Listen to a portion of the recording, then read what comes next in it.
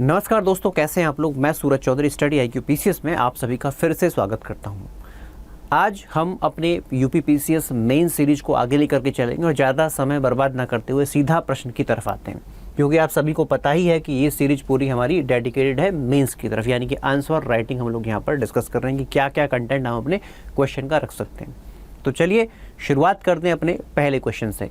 पहला क्वेश्चन कहता है कि यद्यपि परिसंघीय सिद्धांत हमारे संविधान में प्रबल है और वह सिद्धांत संविधान के आधारिक अभिलक्षणों में से एक है, परंतु यह भी इतना ही सत्य है कि भारतीय संविधान के अधीन परिसंघवाद यानी कि फेडरलिज्म सशक्त केंद्र के पक्ष में झुका हुआ है। यह एक ऐसा लक्षण है जो प्रबल परिसंघवाद की संकल्पना के विरोध में है। इसकी चर्चा कीजिए।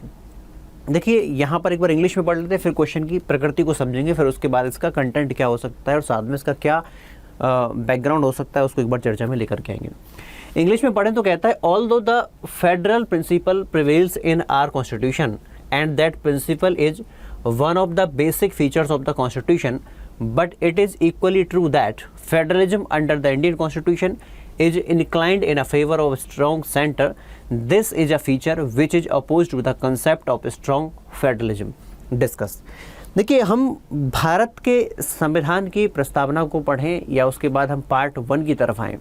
यहाँ पर एक बात तो क्लियर है, पहली बात से पता लग जाती है कि भारत जो है एक फेडरेशन के तौर पर काम करता है, यानी कि इसका जो स्ट्रक्चर है वो फेडरेशन के तौर पर है। लेकिन क्वेश्चन कहता है कि यहाँ पर फेडरेशन का स्ट्रक्चर होने के बावजूद भी जो लक्षण संविधान के अंदर देखे जाते हैं तो उसमें झुकाव किस तरफ है। झुकाव जो है वो एकात्मक की तरफ है, यानी कि यूनिटरी की तरफ इसका झुकाव रहता है। यहीं पर इसकी वो व्याख्या मांग रहा है आपसे, इसी को डिस्कस आपको करना है। यानी कि जब आप ये क्वेश्चन डिस्कस करेंगे तो आपको यहाँ पर पहले आपको बताना पड़ेगा कि भाई कौन कौन से लक्षण ऐसे हैं संविधान में जो फेडरेशन के हैं और कौन कौन से लक्षण ऐसे हैं जो यूनिटरी के हैं। और फिर साथ में जब यूनिटरी के लक्षण आप बताएंगे तो वहाँ पर आपको तुरंत बताना पड़ेगा किस प्रकार से हमारा संविधान एक तरफ झुका हुआ है। ठीक है, यही हमको डिस्कस करना है।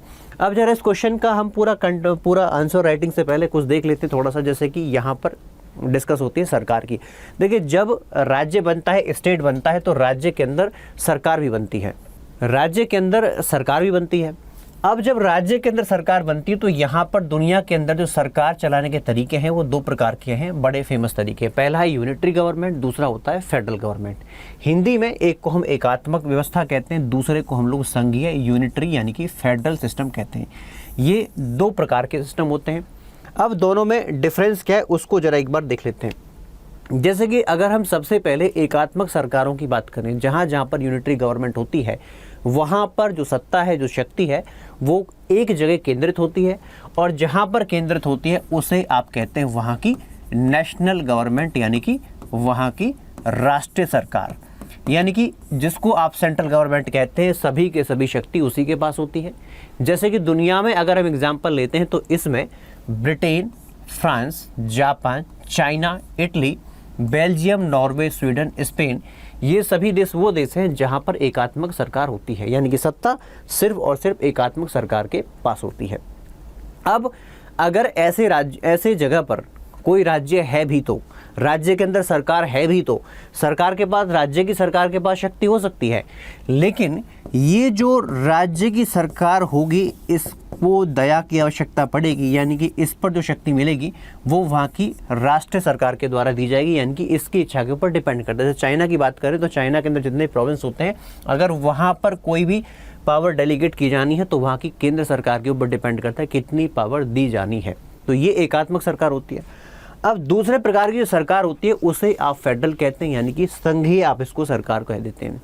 जैसे कि अगर हम फेडरल शब्द को जरा ध्यान से देखें तो फेडरल शब्द का जो गठन होता है, फेडरल शब्द का जो गठन होता है वो यहाँ पर दुनिया के अंदर जो फेडरल शब्द आता है, आप इसको जरा एक बार देखेंगे तो ये शब्द आता है फीडस से, और फीडस जो शब्द है इसका अर्थ होता है ट्रीटी यानी कि अग्रीमेंट, या दूसरे शब्दों में अगर हम इसे कहें तो इसे हम लोग समझौता के नाम से समझ सकते हैं, यानी कि प्रकार का अग्रीमेंट होता है। अब अग्रीमेंट का क्या अर्थ है इस पर तो हम थोड़ी देर बाद आएंगे, लेकिन ये शब्द यहीं से निकल करके आता है। तो अगर आप अग्रीमेंट की बात करें तो इसका सीधा सा मतलब हम ये निकाल सकते हैं कि ये जो सत्ता का विभाजन है, ये सत्ता का विभाजन वहाँ पर दो जगह है, जैसे कि फेडरल और फेडरल गवर्नमेंट, दूसरा वहाँ की स्टेट गवर्नमेंट, राज्य की सरकार। दुनिया के अंदर ऐसे बहुत से एग्जाम्पल आपको मिल जाएंगे, जिसमें से सबसे अव्वल नंबर पर United States of America, Switzerland, Australia, Canada, Russia, Brazil, Argentina, ये वो क्षेत्र हैं जहाँ पर ये इस प्रकार की सरकार फॉलो की जाती है। अब जब हम फेडरल सिस्टम की बात करें तो याद रखना यहाँ पर सत्ता का विभाजन स्ट्रिक्ट होता है, यानी कि एक तरफ वो सरकार होगी जो पूरे देश को चलाएगी, जिसे आप वहाँ की फेडरल गवर्नमेंट या फिर केंद्र सरकार कह सकते हैं। लेकिन वहाँ के जो प्रांत हैं, यानी कि वहाँ पर जो स्टेट होते हैं, उन स्टेट्स में भी अपनी अपनी सरकार होती है। अब इन स्टेट्स को अगर हम कहें तो अलग अलग जगह पर अलग जगह से अलग अलग नाम से जाना जाता है। जैसे कि अगर हम यूएसए की बात करें तो यूएसए के अंदर इनको स्टेट्स कहा जाता है। वहीं अगर हम स्विट्जरलैंड की बात करें तो स्विट्जरलैंड के अंदर इनको कैंटन्स कहा जाता है। उसी प्रकार से अगर रशियन फेडरेशन को देखें तो यहाँ पर इनको हम लोग रिपब्लिक के नाम से जानते हैं। कनाडा की बात करें तो कनाडा के अंदर आप इसको प्रोविंसेस के नाम से जानते हैं। तो कहने का मतलब ये जो स्मॉल यूनिट्स हैं एडमिनिस्ट्रेशन की या फिर शासन की, इनको आप अलग अलग जगह पर अलग अलग नाम से जानते हैं। तो ये दूसरे प्रकार की व्यवस्था होती है। अब इसमें थोड़ा सा आगे चलने से पहले आपके लिए फिर से एक अनाउंसमेंट है। यहाँ पर हम लोगों ने यानी कि स्टडी IQ के द्वारा UPSC IAS के लिए एक दूसरा बैच लॉन्च किया गया। पहला बैच था, उसके एडमिशन तो फुल हो गए, लेकिन कुछ बच्चों की डिमांड थी कि सर बढ़ाया जाए, तो स्टडी IQ ने इसके लिए दूसरा जो बैच है वो लॉन्च किया स्टडी IQ के द्वारा UPSC IAS PT cum mains के लिए। अब इसकी फ़ी वैसे तो ज़्यादा है, लेकिन अगर हम इस पर कोड लगाते हैं सूरज लाइव तो ये सिर्फ हमको 18,999 में मिल जाएगा। अगर हम इसको देखें तो ये पूरा का पूरा जो बैच है, ये जो बैच आपको मिल रहा है, ये बैच आपको 11 जुलाई से स्टार्ट होना है, 11 जुलाई 2022 से, और सुबह 8 बजे से इसकी क्लास रहेगी। ठीक है, तो ये एक अनाउंसमेंट आपके लिए थी। तो चलिए ये एक आपके अनाउंसमेंट रही है। इसके बाद हम अपने सेशन पर कंटिन्यू यानी कि आगे बढ़ते हैं टॉपिक पर। देखिए, जब हम दुनिया के अंदर एकात्मक सरकार या संघीय सरकार की बात करते हैं तो यहाँ पर कुछ क्वालिटी तो ऐसी होती हैं जो संघीय सरकार की होती हैं, और कुछ क्वालिटी ऐसी होती हैं जो एकात्मक सरकार के पास होती हैं। वन बाई वन हम इसको देखेंगे कि इन दोनों के पास कौन सी क्वालिटी होती हैं, और उसके बाद हम भारत के संविधान पर आ जाएंगे कि अगर भारत के संविधान के अंदर कुछ क्वालिटी हमको फेडरल गवर्नमेंट की मिलती हैं तो कुछ जो है वो यूनिटरी गवर्नमेंट की भी मिल जाती हैं। तो शुरुआत करते हैं हमने पहले पॉइंट से। देखिए, सबसे पहले जहाँ पर फेडरल गवर्नमेंट होती है वहाँ पर दोहरी सरकार देखने को मिलेगी, यानी कि ड्यूअल गवर्नमेंट। अब ड्यूअल गवर्नमेंट का मतलब क्या है? ड्यूअल गवर्नमेंट का मतलब है देश के अंदर जो सत्ता चलती है वो सत्ता दो जगह से चलती है। पहला केंद्र से और दूसरी सत्ता चलती है वहाँ के राज्यों से, जैसा कि मैंने अभी आपको बताया था। दूसरा, अगर यूनिटरी गवर्नमेंट है, यूनिटरी गवर्नमेंट के अंदर संपूर्ण जो शक्ति होती है वो वहाँ की केंद्र सरकार के पास होती है, वहाँ की सेंट्रल गवर्नमेंट के पास होती है। अब जब ये सेंट्रल गवर्नमेंट यहाँ पर काम करती है, जैसे कि हम अगर फेडरल सिस्टम की बात करें तो इनका एक दायरा है और उस दायरे को हम संविधान के नाम से जानते हैं, यानी कि संविधान के अंदर जो भी विभाजन दिया गया है उसी के अकॉर्डिंग यहाँ पर इन व्यवस्थाओं को काम करना है। रिटर्न कॉन्स्टिट्यूशन यहाँ पर देखने को मिलता है। जैसे कि अगर हम एग्जांपल की लेते हो तो एग्जांपल में सबसे पहले यूएसए का आता है। भाई यूएसए के अंदर व्यवस्था क्या है कि यहाँ पर जो सरकार चल रही है, जो भी प्रशासन शासन चलना है वो संविधान के अनुसार चलना है, इसीलिए आप इसको कहते हैं क्या, लिखित संविधान। वैसे लिखित संविधान के मायने अगर हम देखें तो लिखित संविधान एक ऐसा संविधान होता है जिसको गठन वहाँ की एक सभा के द्वारा, जिसको आप कहते हैं संविधान सभा के द्वारा इसका गठन किया जाता है। पहली बात तुमको ये ध्यान रखनी है, कॉन्स्टिट्यूएंट असेंबली के द्वारा इसका निर्माण किया जाता है। दूसरी चीज़, जहाँ पर जिस देशों के अंदर ये लागू होता है वहाँ पर इसकी सर्वोच्चता होती है। कहने का मतलब क्या है? कहने का मतलब ये है कि अगर यूएसए की हम बात करें तो वहाँ पर लिखित संविधान है, तो लिखित संविधान के साथ साथ संविधान की सर्वोच्चता भी है।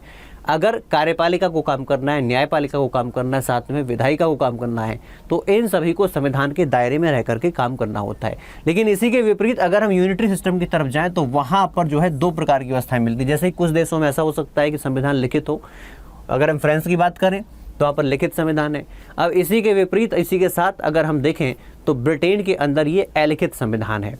और अलिखित संविधान जहाँ पर होता है तो जरूरी नहीं है कि आपको उसी के दायरे के अंदर काम करना पड़ता है। जैसे कि ब्रिटेन को हम लेके चलें तो वहाँ पर कोई ऐसा अलिखित संविधान का प्रावधान नहीं है कि जिसको आप कहें कि यहीं से फॉलो करना है। वहाँ पर जो सर्वोच्चता रहती है, वहाँ पर सर्वोच्चता किसकी होती है, वहाँ पर सर्वोच्चता वहाँ की संसद की रहती है। तो ये एक थोड़ा सा डिफरेंस यहाँ पर इन दोनों के बीच में है।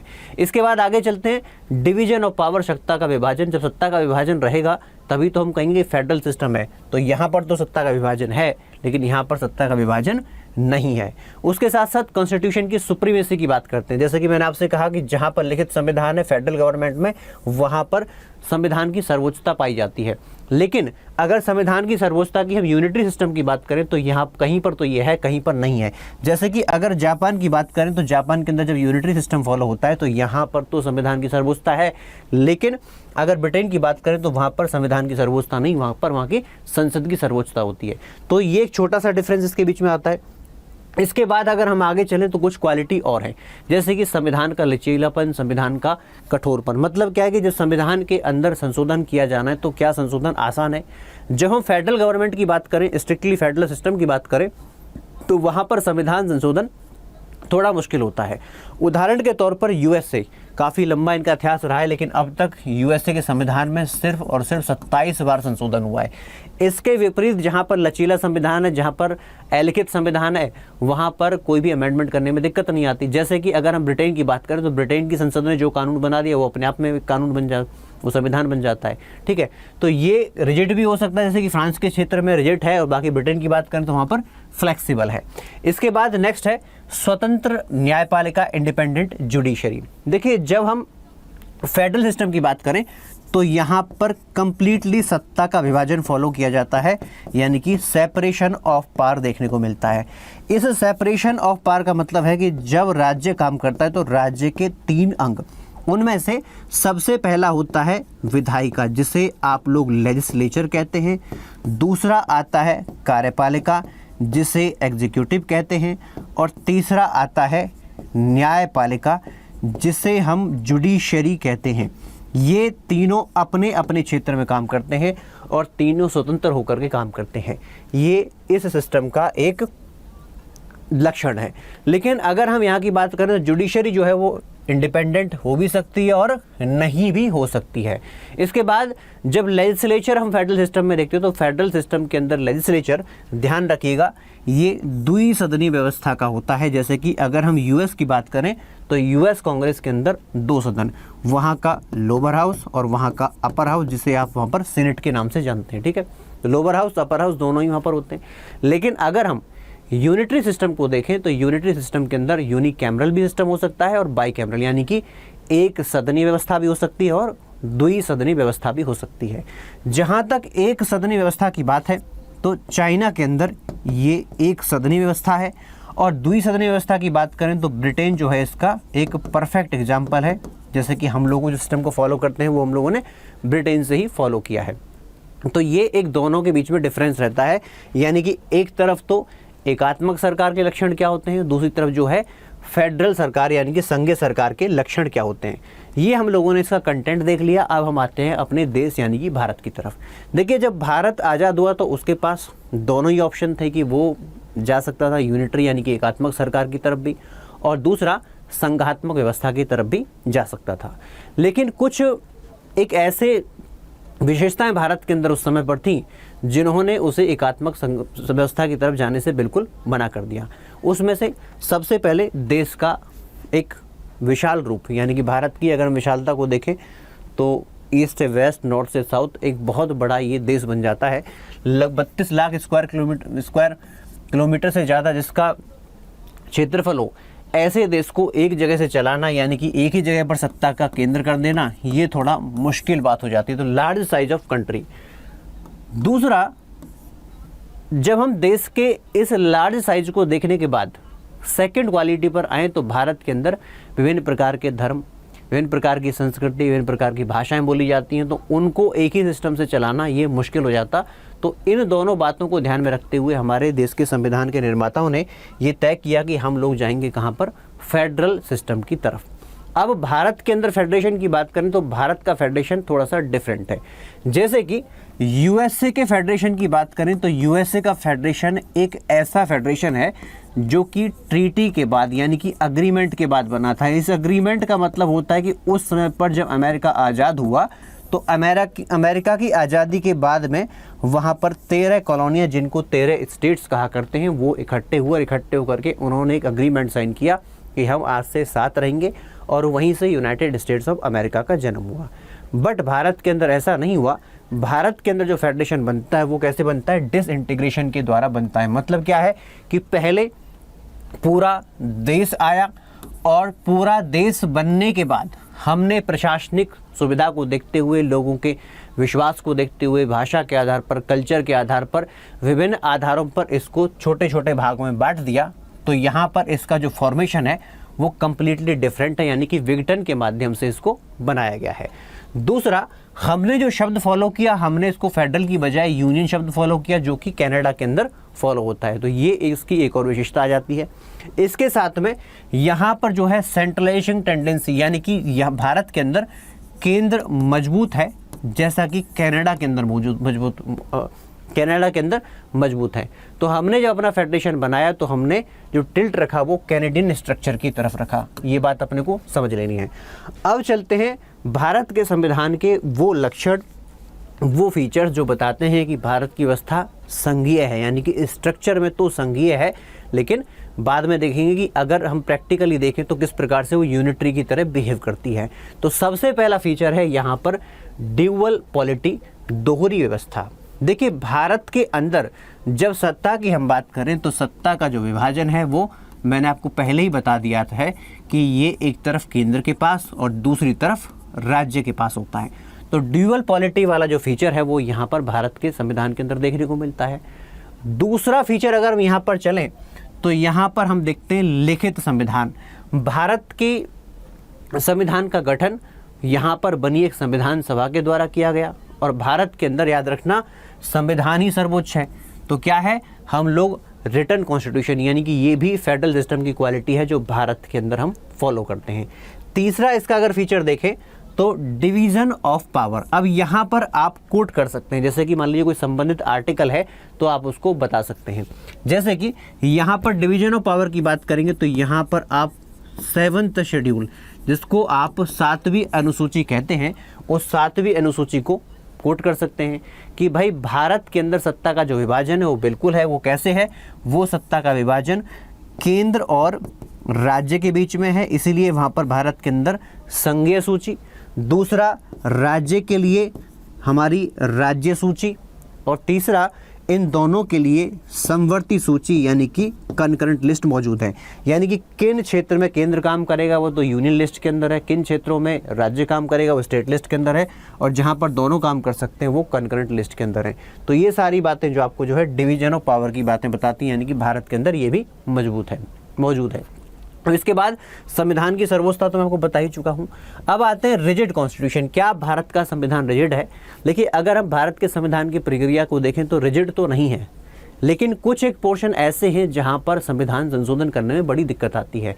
जैसे कि अगर हमें 7th शेड्यूल के अंदर कोई बदलाव करना है, यानी कि जो डिवीजन ऑफ पावर है इसको अगर छेड़ना है, केंद्र और राज्य के बीच में शक्ति संतुलन को थोड़ा सा इधर से उधर करना है, तो फिर बड़ी मुश्किल होती है। जैसे कि जब देश के अंदर जीएसटी लेकर के आया गया तो इसको लेकर के बहुत घमासान हुआ। उसका कारण क्या था कि ऐसे अमेंडमेंट के लिए आधे से ज़्यादा राज्यों का सहयोग होना जरूरी है, वहाँ से इसको रेटिफाई करवाना जरूरी हो जाता है।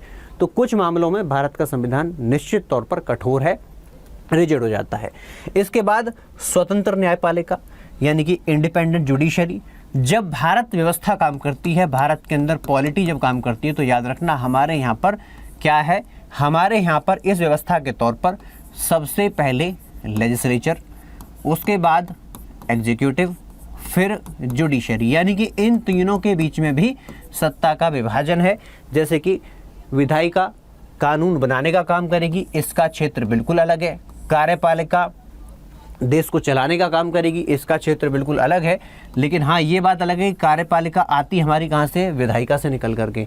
लेकिन इन दोनों में अगर कोई कॉमन चीज़ें हैं तो उसके बाद अगर जुडिशरी को देखें तो ये बिल्कुल इंडिपेंडेंट है। जैसे कि सुप्रीम कोर्ट है हमारे भारत के अंदर, तो इंडिपेंडेंटली काम करता है, इंडिपेंडेंट इसकी अपॉइंटमेंट है, सरकार का वहाँ पर कोई से नहीं है, कॉलेजियम सिस्टम के द्वारा अपॉइंटमेंट की जाती है, आर्टिकल 124 आप देख सकते हैं। उसी प्रकार से अगर हम देश के अंदर राज्यों की बात करें तो जुडिशरी में देखो सबसे पहले सर्वोच्च लेवल पे तो सुप्रीम कोर्ट आ जाता है, उसके बाद हर राज्य के लिए हाई कोर्ट आ जाता है। तो ये जो है इंडिपेंडेंटली काम करता है। और इसके बाद अगर लोअर लेवल की बात करें, जिनको हम लोग डिस्ट्रिक्ट कोर्ट या जिला न्यायालय कहते हैं, तो वो भी इंडिपेंडेंटली काम करते हैं। सरकार का साथ में विधायिका का इनके अंदर कोई लेना देना नहीं होता, यानी कि उनका कोई हस्तक्षेप नहीं आता है। इसके बाद भारत बाईकैमरल सिस्टम को फॉलो करता है, द्विसदनीय व्यवस्था को फॉलो करता है। भारत के अंदर संसद सबसे बड़ी कानून बनाने वाली संस्था है, जिसके अंदर एक तरफ लोकसभा, दूसरी तरफ हमारी राज्यसभा रहती है। तो कहने का मतलब द्विसदनीय व्यवस्था ये भी फेडरल सिस्टम की क्वालिटी है जो भारत के संविधान के अंदर है। अब अगर हम देखें, ये तो संघीय क्वालिटियाँ हो गई, लेकिन इसके साथ साथ कुछ क्वालिटी ऐसी हैं जो यूनिटरी सिस्टम से आ जाती हैं। जैसे कि सबसे पहले स्ट्रॉन्ग सेंटर, भाई भारत के अंदर केंद्र मजबूत है। अब केंद्र मजबूत कैसे, इस बात को समझ लीजिए। भारत के संविधान में विभिन्न प्रकार के प्रावधान हैं जो आपको बताते हैं कि केंद्र मजबूत है। जैसे कि सबसे पहले अगर हम 7वीं अनुसूची को ही देखें तो 7th शेड्यूल के अंदर 3 लिस्टों में सबसे ज़्यादा जो मैटर है वो किसके पास है? सबसे ज़्यादा मैटर केंद्र के पास है। और इसके बाद सबसे इम्पॉर्टेंट ये रहता है कि यहाँ पर जो रेजिडुअरी पावर्स हैं, यानी कि जिनका कहीं पर कोई डेफिनेशन नहीं है, वो शक्तियाँ किसके पास चली जाती हैं? वो ऑटोमेटिकली केंद्र के पास आ जाती हैं। तो स्ट्रॉन्ग सेंटर है। इसके बाद स्टेट्स नॉट इंडिस्ट्रक्टिबल। जब हम भारत के संविधान का भाग 1 पढ़ते हैं तो भाग 1 में ये तो कहा गया है कि भारत क्या है? यूनियन ऑफ स्टेट्स है, यानी कि राज्यों से मिलकर के बनता है, लेकिन इन स्टेट्स की अपनी कोई इंटेग्रिटी की गारंटी नहीं है। यानी कि कोई राज्य रहेगा नहीं रहेगा, एक राज्य को तोड़ करके 2 राज्य बन जाएंगे, उसका नाम बदल जाएगा, उसकी बाउंड्री बदल जाएगी, उसके बॉर्डर्स बदल जाएंगे। ये सब अथॉरिटी अल्टीमेटली किसके पास है? अल्टीमेटली ये सब अथॉरिटी देश की संसद के पास रहती है। और देखा भी गया है भाई कि कई बार राज्य को पसंद नहीं है, लेकिन उसके बावजूद उसके टुकड़े कर दिए जाते हैं। जैसे कि अगर हम आंध्र प्रदेश की बात करें तो आंध्र प्रदेश का जब बाइफर्केशन किया गया तो यहाँ के विधान परिषद ने, विधानमंडल ने 2/3 की बहुमत से कहा था कि हमको विभाजन नहीं चाहिए, बट फिर भी विभाजन हो गया। जम्मू एंड कश्मीर की बात करें तो क्या किसी राज्य के पास भारत के अंदर ऐसी कोई गारंटी है कि आप बचे रहोगे, बने रहोगे? तो ऐसी कोई गारंटी नहीं है, क्योंकि ऐसी गारंटी सिर्फ और सिर्फ संसद के हाथ में है, और संसद केंद्र की कानून बनाने वाली संस्था है। इसके बाद चलते हैं सिंगल कॉन्स्टिट्यूशन। देखिए, जहाँ पर फेडरल सिस्टम होता है, जैसे कि अमेरिका की बात करें तो अमेरिका के अंदर 50 राज्य हैं। 50 राज्यों का अपना संविधान है और वहाँ पर अपने एक देश का भी, जिसको आप अमेरिकन संविधान कहते हैं, वह भी रहता है। लेकिन भारत के अंदर ऐसा कुछ नहीं है। भारत के अंदर सिर्फ एक ही संविधान है, जिसे आप कहते हैं भारत का संविधान। अभी कुछ दिनों पहले तक, जब तक आर्टिकल 370 रहा था, तब तक तो जम्मू एंड कश्मीर के पास भी ऐसी कोई व्यवस्था थी, लेकिन अब आज भारत के अंदर किसी भी राज्य के पास ऐसी कोई व्यवस्था नहीं है। यहाँ पर सिर्फ भारत का संविधान चलता है। और इसके साथ साथ अब हम आगे बढ़ें तो आगे देख सकते हैं हम लोग फ्लेक्सिबिलिटी ऑफ कॉन्स्टिट्यूशन। भारत के संविधान के अगर हम ज़्यादातर प्रावधानों को देखें तो ज़्यादातर प्रावधान ऐसे हैं जिनको संसद स्वयं बदल सकती है, उनको राज्यों से कोई पूछने की आवश्यकता नहीं है। दूसरी चीज़, राज्यों की संविधान संशोधन के अंदर पूछ ही नहीं है, वही उनको पूछता ही नहीं है। जैसे कि अगर कोई अमेंडमेंट करवाना है तो भारत के अंदर कोई ऐसा प्रावधान नहीं है कि पहले राज्य की विधानसभा के अंदर इसको लाया जा सके या उसको प्रपोज कर सकें। संसद के पास अल्टीमेटली अथॉरिटी होती है। कुछ एक मामले होंगे जहां पर मैंने आपको बता दिया है, जहां पर फेडरल सिस्टम के अंदर कुछ बदलाव है, उसमें राज्यों को पूछा जाता है, वो भी आधे से अधिक राज्य, ज़्यादा नहीं। ठीक है, तो ये रहता है। उसके बाद नो इक्वालिटी ऑफ रिप्रेजेंटेशन। क्या राज्य के अंदर राज्य को लेकर के देश की संसद में समान रिप्रेजेंटेशन है? तो जवाब है ये भी नहीं है। अब ये कैसे पता लगता है? ये ऐसे पता लगता है जब हम इसका सदन, जिसको आप राज्यसभा कहते हैं, जिसको हम लोग अपर हाउस कहते हैं, एक कंपैरिजन देख लेते हैं। कंपैरिजन में आप एक एग्जांपल लीजिए यूनाइटेड स्टेट्स ऑफ अमेरिका का। यहाँ के अंदर अपर हाउस में 100 सदस्य होते हैं, 50 राज्य, 50 में सभी से 2-2, तो मिला करके हो गए 100। लेकिन भारत के अंदर ऐसी कोई गारंटी नहीं है। भारत के अंदर ऐसी कोई गारंटी नहीं है, कोई ऐसा रिप्रेजेंटेशन नहीं आता है, तो समान रिप्रेजेंटेशन नहीं है। उसके बाद चलते हैं इमरजेंसी प्रोविजंस, जिसके अंदर आप कह सकते हैं कि राज्यों को बिल्कुल ख़त्म ही कर दिया जाता है। उदाहरण के तौर पर देश के अंदर जब आर्टिकल 352 के तहत राष्ट्रीय आपातकाल लगता है, तो राष्ट्रीय आपातकाल का मतलब क्या है? राष्ट्रीय आपातकाल को अगर मैं एक लाइन में डिफाइन करूं तो मैं ये कह सकता हूं कि जब राष्ट्रीय आपातकाल लगाया जाता है तो उस समय पर हमारा जो संविधान है वो संघीय संविधान को छोड़ करके एकात्मक संविधान बन जाता है। यानी कि जो यूनिटरी गवर्नमेंट के जितने फीचर्स हैं वो भारत के अंदर आ जाते हैं। मतलब इन शॉर्ट कहूँ तो यहाँ पर केंद्र सरकार जो है कंप्लीटली जो है वो केंद्र सरकार कार्यपालिका के क्षेत्र में कंप्लीट मालिक बन जाती है और कानून बनाने की सभी शक्तियां जो है देश की संसद के पास आ जाती हैं। तो राष्ट्रीय आपातकाल के समय पर तो संघ राज्यों की कोई स्वतंत्रता है ही नहीं। ऐसे ही करके अगर हम आर्टिकल 356 पढ़ें तो क्या कहा गया कि भाई जब भी देश किसी राज्य के अंदर संविधान का पालन ना हो तो केंद्र सरकार यानी कि राष्ट्रपति महोदय क्या कर सकते हैं, वहाँ पर राष्ट्रपति शासन लगा देते हैं। तो ये भी इसके ऊपर एक प्रभाव होता है। और ऐसे ही करके अगर आर्टिकल 360 के अंतर्गत हम वित्तीय आपातकाल लगाते हैं तो यहाँ पर कोई भी डायरेक्शन राष्ट्रपति के द्वारा राज्यों को दी जा सकती है वित्त के संबंध में। तो ये आप देख लीजिए, ये वो फीचर है जहाँ पर राज्यों को कोई गारंटी नहीं आती है। इसके बाद आता है एकल नागरिकता यानी कि सिंगल सिटीजनशिप। भारत का जो नागरिक है वह सिर्फ भारत का नागरिक है, किसी अन्य राज्य का नागरिक नहीं होता है। जैसे कि अगर हम अमेरिका की बात करें तो वहाँ पर नागरिक को दो प्रकार के अधिकार मिलते हैं। यानी कि वहाँ का नागरिक एक समय पर एक राज्य का नागरिक है और राज्य का नागरिक होने के साथ साथ अमेरिका का भी नागरिक है, यानी कि उसे दो जगह से मौलिक अधिकार प्राप्त होते हैं। लेकिन भारत के अंदर हम लोग सिंगल सिटीजनशिप को फॉलो करते हैं, जो कि स्ट्रिक्टली एकात्मक व्यवस्था का एक पहलू है। उसी प्रकार से इंटीग्रेटेड जुडिशरी, एकीकृत न्यायपालिका, ये हमारे पास है। साथ में चलते हैं all India services, article 312 all India services, जिनको आप लोग जानते हैं IAS, IPS और IFOS, इंडियन फॉरेस्ट सर्विस। ये 3 ऑल इंडिया सर्विस होती हैं भारत के अंदर। अब इनका आप रिक्रूटमेंट प्रशिक्षण देखें तो रिक्रूटमेंट UPSC के द्वारा करवाया जाता है, केंद्र की सरकार इनको रिक्रूट करती है, प्रशिक्षण भी उनके द्वारा दिया जाता है। लेकिन सर्विस कहाँ पर?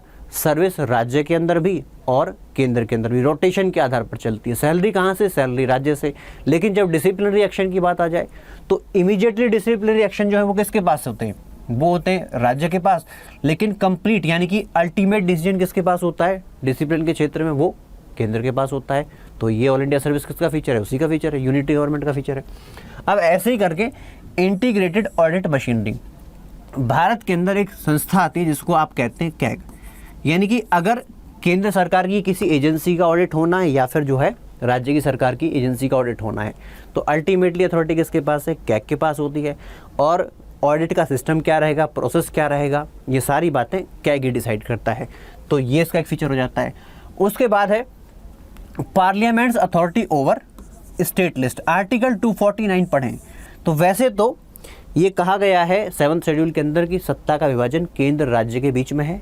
लेकिन आर्टिकल 249 कहता है कि यदि राष्ट्रहित में है और देश के अंदर राज्यसभा 2/3 के बहुमत से, प्रेजेंट एंड वोटिंग के 2/3 के बहुमत से ये कहे कि किसी विषय पर देश की संसद को कानून बनाना चाहिए तो देश की संसद राज्य लिस्ट पर भी इन्वेट कर सकती है। तो ये भी क्या है? ये भी एक फीचर है केंद्र के अंदर, भारत के अंदर एकात्मक व्यवस्था का।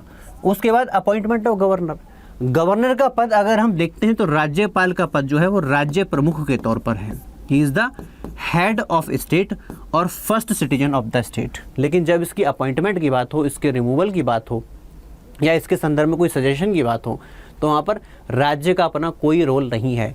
इसका अपॉइंटमेंट सिर्फ और सिर्फ भारत के राष्ट्रपति के द्वारा कर दिया जाता है केंद्र सरकार के कहने पर। जैसे प्रधानमंत्री जी कहेंगे उसे राज्यपाल बना दिया जाएगा और जब हटाना चाहेंगे तब हटा देंगे। यानी 5 साल का जो कार्यकाल है उसकी भी गारंटी नहीं है। और ये गारंटी नहीं है कि जिस राज्य के अंदर बनाया गया है वहीं पर रहेगा, ट्रांसफ़र भी उसका हो सकता है, ये पॉसिबिलिटी होती है। तो राज्य की नियुक्ति ये भी क्या दिखाती है भाई? ये भी दिखाती है एकात्मक व्यवस्था को। उसके साथ साथ इंटीग्रेटेड इलेक्शन मशीनरी, भारत के संविधान में जब हम आर्टिकल 324 पढ़ते हैं तो यहाँ पर आता है election commission of India, Bharat का चुनाव आयोग। भारत का चुनाव आयोग एक ऐसी संस्था है जो भारत के अंदर चुनाव कंडक्ट करवाने का काम करती है। और चुनाव कौन से वाले? चुनाव होते हैं देश की संसद का, यानी कि लोकसभा, राज्यसभा का चुनाव। इसके साथ साथ हमारे देश के अंदर राज्य के विधानमंडल यानी कि विधानसभा और विधान परिषद का चुनाव। ये सभी चुनाव इलेक्शन कमीशन ऑफ इंडिया यानी कि भारत का चुनाव आयोग करवाता है। इलेक्शन कमीशन ऑफ इंडिया करवाता है। तो एकीकृत चुनाव तंत्र है। वो बात अलग है, लोकल बॉडीज़ के लिए प्रावधान भारत के संविधान में कि राज्य का चुनाव आयोग करवाएगा, लेकिन बड़े तौर पर आप इसको देख सकते हैं। उसके बाद इंपॉर्टेंट यहाँ पर आइए, वीटो ओवर स्टेट बिल्स। जब भी कोई विधेयक राज्य के विधानमंडल के द्वारा पारित होने के बाद आता है कहाँ पर? राज्य के राज्यपाल के पास। तो राज्य के राज्यपाल उसको क्या कर सकते हैं? राज्य के राज्यपाल उसको राष्ट्रपति के कंसीडरेशन के लिए रख सकते हैं। बात समझ में आती है? तो ये राज्य के अंदर पारित हुए विधेयकों के संबंध में, जैसे कि आर्टिकल 200 के अंदर क्या हो सकता है? गवर्नर साहब इसको राष्ट्रपति के कंसीडरेशन के रिजर्व कर सकते हैं। और आर्टिकल 201 में जाएंगे तो वहाँ पर राष्ट्रपति महोदय क्या कर सकते हैं? इसको वीटो भी कर सकते हैं। तो कहने का मतलब क्या है? कहने का मतलब ये होता है कि राज्य के अंदर हम कानून बनाने वाली व्यवस्था तो उनके पास है, लेकिन अल्टीमेट जो अथॉरिटी किसके पास आती है? वो केंद्र के पास आ जाती है। अब ये तो वो फीचर रहे जो कि किसके संबंध में है कि देश के अंदर जो है, देश के अंदर अगर हम फेडरल सिस्टम को फॉलो करते हैं तो कौन कौन से फीचर भारत के संविधान में है। फिर दूसरा मैंने आपको बताया कि वे फीचर जो एकात्मक व्यवस्था की बात करते हैं, और फिर टिल्ट किस प्रकार से ये भी हम लोगों ने देखा। तो अंत में आप इसी को जो है वहाँ पर निष्कर्ष के तौर पर लिख सकते हैं। ठीक है भाई, तो चलिए इसके बाद हम लोग चलते हैं अपने नेक्स्ट क्वेश्चन की तरफ। नेक्स्ट क्वेश्चन कहता है कि आधुनिक परिसंघों को विभाजन और वियोजन पर बल न देकर सहयोग और सहकारिता पर बल देना चाहिए। भारतीय राज्य व्यवस्था के संदर्भ में इसकी विवेचना कीजिए। Modern federations should lay emphasis on cooperation and coordination. They must lay emphasis on cooperation and coordination rather than on division and separation. Discuss this in the context of Indian polity. देखिए भारत के जैसे कि हम लोगों ने कल राज्य पुनर्गठन आयोग की चर्चा की थी, तो वहाँ पर एक क्वेश्चन बनता था क्या दूसरे राज्य पुनर्गठन आयोग की आवश्यकता है। फिर मैंने कुछ क्वेश्चंस भी दिए थे, जैसे कि ज़्यादा से ज़्यादा जो राज्य होते हैं क्या उनसे हम अच्छा गवर्नेंस लेकर के आ सकते हैं, क्या ये जो तर्क है वो बिल्कुल सही है। ऐसा क्वेश्चन भी मैंने आपको दिया था। अब यहाँ पर क्वेश्चन थोड़ा सा उल्टा है। वो क्या कहता है? क्वेश्चन कहता है कि हमको ज़्यादा से ज़्यादा राज्य बनाने पर फोकस ना करके जो राज्य वर्तमान में हैं उन्हीं में और साथ में केंद्र में हमको क्या करना चाहिए? कोऑपरेशन, आपसी सहयोग और कोऑर्डिनेशन यानी कि समन्वय। अगर हम ये बिठा करके चलते हैं तो हमको ज़्यादा यूनिट बनाने की आवश्यकता नहीं है। यही इस क्वेश्चन की प्रकृति है, यही आपसे पूछा गया है। तो बाद में आप क्या करेंगे? यहाँ पर एक आर्ग्यूमेंट रहेगा फेवर में, दूसरा अगेंस्ट में, और बाद में जाकर के आप उसको न्यूट्रलाइज कर देंगे यानी कि निष्कर्ष निकाल देंगे। इस प्रकार से आपको उसकी आंसर राइटिंग करनी है।